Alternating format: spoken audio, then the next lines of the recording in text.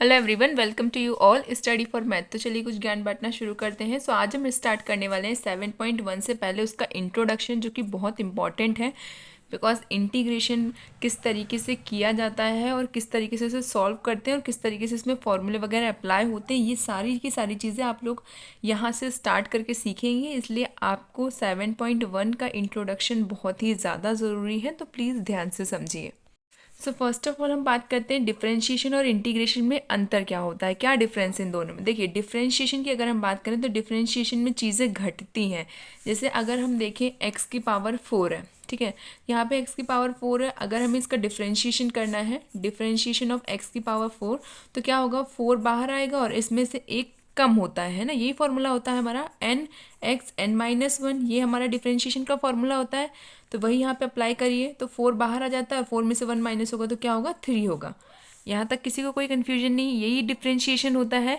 तो डिफरेंशिएशन का क्या मतलब होता है, डिक्रीज हो रहा है। देखिए, पहले x की पावर 4 थी, अब x की पावर डिफरेंशिएशन करने के बाद क्या है, 3 है, तो ये डिक्रीज हुआ। बट वहीं अगर हम लोग इंटीग्रेशन की बात करें तो इंटीग्रेशन में हमारा फॉर्मूला क्या होता है, x की पावर अगर n रहती है तो हमारा इंटीग्रेशन का फॉर्मूला होता है xn+1 अपॉन n+1। तो यहाँ पे ऐड हो रही हैं चीज़ें। डिफरेंशिएशन में नेगेटिव साइन आ जाता है, मतलब घटने लगती हैं चीज़ें, और यहाँ पे पॉजिटिव साइन है, मतलब चीज़ें इंक्रीज हो रही हैं।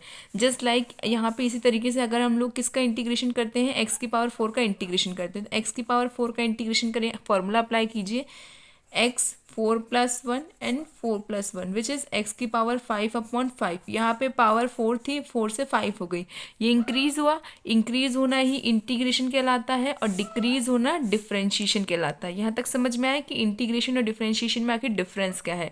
इंटीग्रेशन हमेशा इंक्रीज होता है, डिफरेंशिएशन हमेशा डिक्रीज होता है। ये क्वेश्चन MCQ में आ सकता है, दैट्स वाई मैं बता रही हूँ कि integration always increases and differentiation always decreases, ठीक है। और मैंने विद एग्जांपल आपको समझा दिया है दोनों का। यहाँ तक आई होप किसी को कोई डाउट नहीं होना चाहिए। Integration is anti derivative, integration को हम एंटी डेरिवेटिव भी कहते हैं। और ये भी चीज़ हमारे MCQ में आ सकती है कि आखिर इंटीग्रेशन का अदर नाम क्या है। तो integration is a anti derivative, integration जो है वो एंटी डेरिवेटिव होता है, ठीक है, डिफरेंशिएशन का बिल्कुल उल्टा। आई होप यहाँ तक अब किसी को कोई कन्फ्यूजन नहीं है। एक एग्जांपल मैंने बताया, जिससे यहाँ पे मैंने वैल्यू ली थी, यहाँ पे जस्ट एग्जांपल हम n से देते हैं।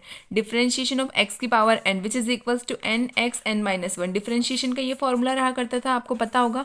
एंड इंटीग्रेशन में ये फॉर्मूला कैसे चेंज होता है, सबसे पहले ये साइन जो है, ये हमारा इंटीग्रेशन का साइन होता है इस तरीके से।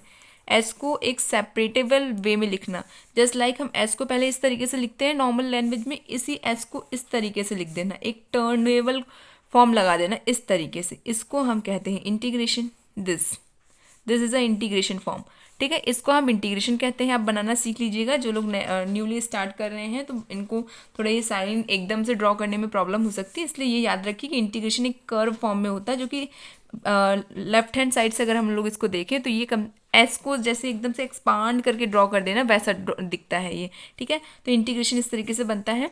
यहाँ पे x की पावर n dx, अब इसका फॉर्मूला क्या होता है, x n+1 upon n+1 plus c। जब भी हम लोग इंटीग्रेशन का साइन अप्लाई करते हैं या कहीं पे भी इंटीग्रेशन अगर हम कर रहे हैं तो उसमें हमेशा एक कांस्टेंट ऐड होगा। इस कांस्टेंट का ये मीनिंग है कि जो डिफरेंशिएशन हमने किया था, यहाँ पे कोई ना कोई वैल्यू थी जो कि अब ज़ीरो हो चुकी है, वो जो ज़ीरो वैल्यू हुई है उसी को हम कांस्टेंट एज्यूम करते हैं। इसलिए हमेशा इंटीग्रेशन में प्लस सी लगता है, बिकॉज इंटीग्रेशन क्या होता है, एंटी डेरिवेटिव होता है, डिफरेंशिएशन का उल्टा होता है। मतलब डिफरेंशिएशन में कोई एक वैल्यू थी जो कांस्टेंट हो गई है, ज़ीरो हो गई है, उसी के एज्यूम में हम यहाँ पे हमेशा इंटीग्रेशन में प्लस सी को अप्लाई करते हैं, ये प्लस सी लिखते हैं। ये परमानेंट है, ये कभी मत भूलिएगा। इसके भी हाफ मार्क्स कट जाते हैं बोर्ड एग्जाम में, बच्चे जल्दी जल्दी सॉल्व कर देते हैं, प्लस सी लगाना भूल जाते हैं, तो इसके भी टीचर्स हाफ मार्क्स काट लेते हैं। दैट्स वाई आप लोग ये याद रखिए कि इंटीग्रेशन जब भी अप्लाई होगा तो वहाँ पे हमेशा एक कांस्टेंट ऐड होगा ही होगा। अब यहाँ पे नेक्स्ट देखिए एक एग्जांपल, ये जो एग्जांपल हमने अभी किया था, डिफरेंशिएशन ऑफ x की power 4 which is equals to, differentiation करते हैं तो डिक्रीज होता है, 4 बाहर आ गया, x³ हो गया।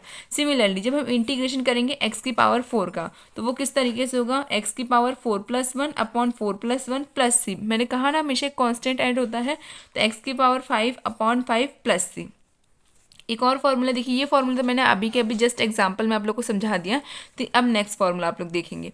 यहाँ पे क्या है, डिफरेंशिएशन ऑफ एक्स की पावर 4 प्लस 4x प्लस 4। मैं सारे के सारे एग्जांपल्स में कोशिश कर रही हूँ कि पहले आपको डिफरेंशिएशन समझाऊँ, उसके बाद उसी का इंटीग्रेशन समझाऊँ, जिसके कारण से आपको ईजी हो। यहाँ पे इसका डिफरेंशिएशन कीजिए। डिफरेंशिएशन क्या होता है, पावर बाहर आ जाती है और उसके बाद उसमें से 1 माइनस हो जाता है। तो 4 बाहर, उस 4 में से 1 गया तो कितना बचेगा, एक्स की पावर 3 प्लस यहाँ पे x का डिफरेंशिएशन करेंगे तो क्या आएगा, 1 का 4 से मल्टीप्लाई होगा तो 4 एज इट इज। और यहाँ पे 4 जो है विदाउट x है, इसमें कोई भी कोफिशिएंट नहीं है, इसका मीन्स है कि ये कांस्टेंट टर्म डायरेक्ट है। तो कांस्टेंट टर्म का डिफरेंशिएशन हमेशा 0 होता है। दैट्स वाई यहाँ पे सिर्फ और सिर्फ क्या आएगा हमारा आंसर, 4x की पावर क्यूब प्लस 4। ये हमारा डिफरेंशिएशन समझ में आ गया। अब हम चलते हैं इंटीग्रेशन की साइड में।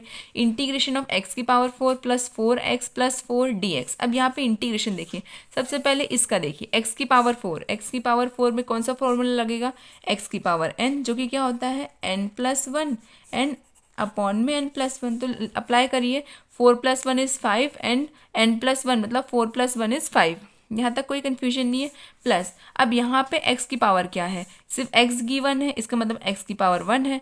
तो 1 + 1 इज़ 2, तो x की पावर 2 और अपॉन में भी 2, ठीक है। और 4 बाहर ऑलरेडी है। ये 4 जो है ये इस तरीके से जो टर्म रहेगी ना, जब हम इसका इंटीग्रेशन करेंगे, जस्ट लाइक ये देखिए यहाँ पे इस तरीके से 4x लिखा हुआ है। जब हमें इसका इंटीग्रेशन करना होगा ना, तो आप 4 को बाहर लिख दीजिए और x को अंदर लिखिए, क्योंकि 4 कांस्टेंट टर्म है। तो ये इंटीग्रेशन साइन से बाहर जाएगी और सिर्फ हमारा कॉफिशिएंट इंटीग्रेशन के अंदर रहेगा। इस तरीके से आपको याद रखना है कि जब भी इंटीग्रेशन होगा तो कोई भी कांस्टेंट टर्म हो, जस्ट लाइक आप मान लीजिए cos a लिखा हुआ है कहीं पे भी और साथ में dx, इस तरीके से हमारा इंटीग्रेशन टर्म लिखा हुआ है, तो हम इसको किस तरीके से सेपरेट करेंगे, cos a को हम बाहर लिख देंगे, सिर्फ और सिर्फ dx अंदर बचेगा। और इसका इंटीग्रेशन क्या होगा, यहाँ पे dx है, इसका मतलब यहाँ पे 1 मल्टीप्लिकेशन फॉर्म में है। और इंटीग्रेशन में मैंने फर्स्ट में ही फॉर्मूला बताए हैं आपको कि 1 का इंटीग्रेशन क्या होता है, x होता है। ओके, इस तरीके से जब भी कांस्टेंट टर्म्स होंगी तो कांस्टेंट टर्म हमेशा बाहर आ जाएगी, वेरिएबल टर्म ही हमारे इंटीग्रेशन के अंदर रहेगी। यहाँ तक आपको कोई डाउट नहीं है। आई होप ये छोटी छोटी चीज़ें हैं, बट आपको बहुत ज़्यादा अभी मैं आराम से समझा रही हूँ। जब हम लोग क्वेश्चंस वगैरह सॉल्व करेंगे तो इतना स्लो मोशन में मैं नहीं समझा पाऊंगी। दैट्स वाई मैंने यहाँ पे एक इंट्रोडक्शन वीडियो बनाई है, जिसमें मैं आपको छोटी से छोटी चीज़ एकदम अच्छे से समझा दूँ कि इंटीग्रेशन आखिर सॉल्व किस तरीके से किया जाता है। यहाँ पे किसी को कोई कन्फ्यूजन नहीं है। 4 बाहर आ गया, यहाँ पे x की पावर 1 थी तो 1 प्लस भी हुआ और वहीं अपॉन में 1 + 1 हुआ, तो इसलिए यहाँ पे क्या आया, x² / 2 प्लस। अब यहाँ पे क्या है, सिर्फ और सिर्फ 4 है, तो 4 तो कांस्टेंट है, 4 बाहर आ जाएगा। ये देखिए 4 का इंटीग्रेशन यहाँ पे बोला गया है, तो 4 तो कांस्टेंट है, ये बाहर आ जाएगा। अंदर क्या बच रहा है, सिर्फ dx मतलब यहाँ पे वेरिएबल एक मल्टीप्लिकेशन फॉर्म में 1 है हमारा, और 1 का इंटीग्रेशन क्या होता है, x होता है, इसलिए यहाँ पे क्या आएगा, +4 बाहर आ गया और यहाँ पे क्या बचेगा, x, क्योंकि यहाँ पे 1 है, 1 का इंटीग्रेशन x होता है। मैंने फॉर्मूले में बता रखा है आपको कि 1 का इंटीग्रेशन हमेशा x होता है, और इंटीग्रेशन करने इसलिए हमेशा क्या ऐड होता है, कांस्टेंट, तो इसलिए कांस्टेंट का प्लस से यहाँ पे लिख दिया गया। आई होप यहाँ तक अब किसी को कोई कन्फ्यूजन नहीं है। नेक्स्ट एग्जाम्पल देखिए। Next example, differentiation of 8x की पावर 5 - 4x³। इसका हमें डिफरेंशिएशन करना है। यहाँ पे क्या होगा, पावर आगे आ जाएगी और पावर में से 1 माइनस होगा, तो 8 × 5 x की पावर 4 माइनस। सिमिलरली यहाँ पे भी वही होगा, 4 एज इट इज़ रहेगा, पावर आगे आ गई 3 और 3 में से 1 जाएगा तो क्या बचेगा, 2, तो x का स्क्वायर। यहाँ तक किसी कोई कन्फ्यूजन नहीं है। 5 × 8 इज़ 40, x की पावर 4 -12 -12 एंड x²। यहाँ तक किसी को कोई कन्फ्यूजन नहीं है। डिफरेंशिएशन तो बहुत इजी होता है। यहाँ पे बस हमारा फॉर्मूला, एक फॉर्मूला अप्लाई हो जाता है, x की power n which is equals to nx n-1। इसी फॉर्मूले से हमारा पूरा का पूरा डिफरेंशिएशन सॉल्व हो गया। आई होप यहाँ तक किसी को कोई कन्फ्यूजन नहीं है। अब हम देखते हैं इंटीग्रेशन। इंटीग्रेशन में देखिए, इंटीग्रेशन ऑफ 8x की पावर 5 - 4x³ dx। अब इसको किस तरीके से लिखना है वो ध्यान दीजिए आप लोग। मैंने क्या कहा है, कॉन्स्टेंट टर्म बाहर आ जाती है, तो अगर इंटीग्रेशन ऑफ 8x की पावर 5 लिखा हुआ है तो इसका इंटीग्रेशन किस तरीके से होगा, पहले 8 बाहर आएगा और इंटीग्रेशन किसका होगा, x की पावर 5 dx का। इस तरीके से लिखेंगे तो कन्फ्यूजन बिल्कुल भी नहीं होगा। अब 8 बाहर एज इट इज़ रहेगा, यहाँ पे इसका इंटीग्रेशन फॉर्मूला लगाइए तो क्या आएगा, x की पावर 6/6 माइनस। अब यहाँ पे क्या है हमारे पास, सेकंड है हमारे पास इंटीग्रेशन ऑफ 4x की पावर क्यूब dx। तो 4 क्या है, कांस्टेंट है, बाहर आ जाएगा। सिर्फ और सिर्फ इंटीग्रेशन किसका होगा, x³ का। और x³ का इंटीग्रेशन जब हम करेंगे तो क्या आएगा, 4x की पावर 4/4 + c। इस तरीके से हमारा इंटीग्रेशन सॉल्व होता है। देखिए मैंने यहाँ पे डिफरेंशिएशन के बाद इंटीग्रेशन को इसलिए लिया है बिकॉज आपने चैप्टर 5 में डिफरेंशिएशन करना बहुत ही अच्छे से मैंने समझाया है, एक एक चीज़ को, एक एक क्वेश्चन को बिल्कुल सिमिलर मेथड से विथ फॉर्मूला हर एक चीज़ समझाई है मैंने जो हमारा चैप्टर 5 था वहाँ पे। तो इसलिए आप लोगों को डिफरेंशिएशन में बिल्कुल भी कंफ्यूजन नहीं होगा अकॉर्डिंग टू मी, अगर आप लोगों ने मेरी वीडियो देख के पढ़ा है तो, बिकॉज मैंने बहुत ही ईजी मेथड्स में वहाँ पे समझाया है। इसीलिए जब मैंने इंटीग्रेशन आप लोगों को समझाया तो उसमें पहले डिफरेंशिएशन को बताया है, उसके बाद इंटीग्रेशन को बताया, जिसके कारण से आपके अंदर कॉन्फिडेंस आए कि चीज़ें इतनी टफ नहीं है, सबसे पहली बात। और सेकेंड चीज़ ये कि इंटीग्रेशन और डिफरेंशिएशन में आखिर करेक्टली डिफरेंस होता क्या है और किस तरीके से सॉल्व होता है। दैट्स वाई मैंने दोनों चीज़ों को यहाँ पे लिख के आपको एग्जाम्पल दिया है, बिकॉज अगर आप लोग डायरेक्टली इंटीग्रेशन करने लगते हो तो शायद आपको वो टफ लगता है, बट अगर आप लोग को डिफरेंशिएशन आता है तो आपके अंदर कॉन्फिडेंस आएगा उस क्वेश्चंस को सॉल्व करने का। That's why then you apply integration form और आप लोग कहीं ना कहीं कंटिन्यूली उसको सॉल्व कर पाएंगे। देखिए एक्सरसाइजेज वाइज अलग अलग क्वेश्चंस आएंगे, अलग अलग पैटर्न्स आएंगे, बट 7.1 एक्सरसाइज में जिस तरीके से मैंने आपको अभी एग्जांपल समझाए हैं बिल्कुल इसी मेथड में हमारी पूरी की पूरी 7.1 एक्सरसाइज चलेगी।